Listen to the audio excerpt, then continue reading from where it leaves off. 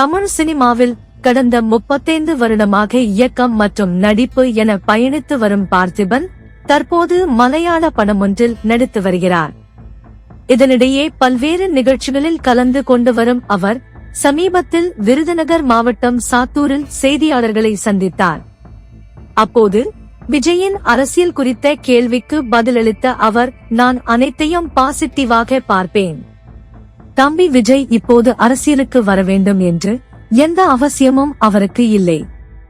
ஏனென்றால் அவரது படங்கள் தமிழ்நாட்டில் பெரிய ராஜாங்கம் நடத்தி வருகிறது.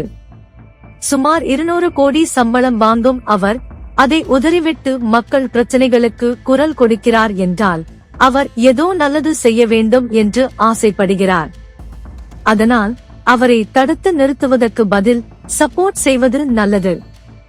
மாறுதல் ஒன்றே மாறாதது என்பது போல் கடைசி வரைக்கும் இவர்கள்தான் ஆட்சி செய்ய வேண்டும், இவர்கள் ஆட்சிக்கு வரக்கூடாது என்பது எல்லாம் எதுவுமே கிடையாது.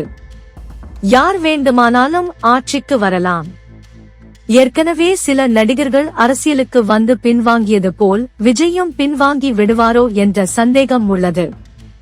இருந்தாலும் அந்த சந்தேகத்தை ஊதி பெரிதாக்கி நல்லது செய்ய வருபவரை நாம் ஏன் பயமுறுத்த வேண்டும்? அதனால் விஜய் முனைப்புடன் அரசியலில் செயல்பட்டோம்.